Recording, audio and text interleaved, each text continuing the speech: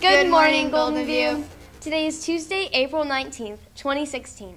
Today for lunch is the choice of a turkey or ham Subway sandwich or teriyaki meatballs and rice with a side of green beans, the salad bar, and a fresh orange. Attention, Golden View. Are you interested in purchasing a memory book? The PTSA will only have 100 copies to sell on the day they are handed out in May. If you want to assure a copy of the memory book, you need to fill out one of the forms in the office. Each memory book costs $40. If you are not sure whether or not you purchased a memory book, you may contact the front office to find out today. The following is an announcement regarding a great opportunity this summer for Golden View students.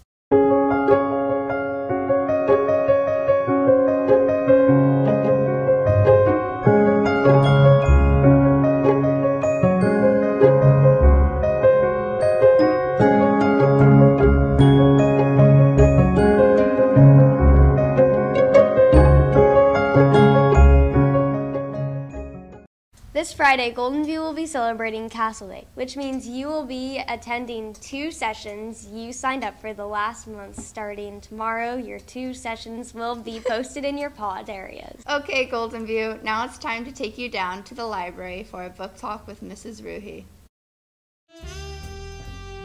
Book talk, book talk, book talk Tuesday. Well, we've gotten in our last new books of the year, our last big shipment, so come down and see what's new, but I'll highlight some of the really good ones. We have The Astounding Broccoli Boy, which is a story of a kid who's always been the smallest in his class and is bullied, but he tries to look on the bright side of things. So one day when he's on a field trip and he turns bright green, he gets whisked off to the hospital where he's quarantined, along with, of course, his bully, who has also turned bright green. But he figures that now that he's bright green, they have some sort of secret superpowers, and he's trying to figure it out.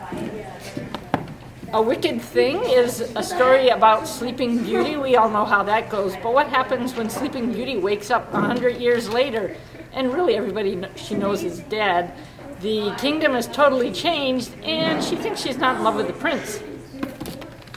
Sweet Home Alaska is a brand new book about Alaska. It's set in Palmer in the 1930s, and it's about a girl and her family who during the Depression move up from Minnesota to help colonize Alaska. And it's kind of like Little House on the Prairie set in Alaska.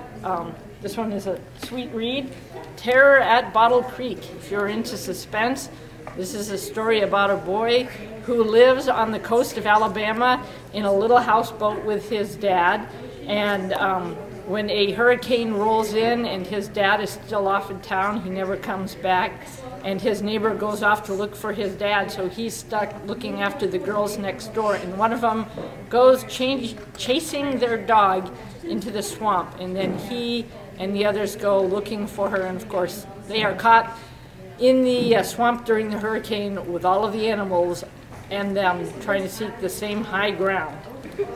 And Little Brother, if you're into dystopias, this is a story about a boy and his friend who all skip school in San Francisco, and they're at the site of a terrorist attack, and they get taken in by Homeland Security and mercilessly interrogated for a week. And when they're released, they find out that the whole town of San Francisco has turned into a police state, and they are trying to bring that police state down. So lots of really good stuff. Come to the library and check it out. And finally, remember that if you are a 7th grader, you are only allowed into the library during lunch today if you are working quietly. Well, that's all for today. Have a fantabulous Tuesday. Oh my gosh.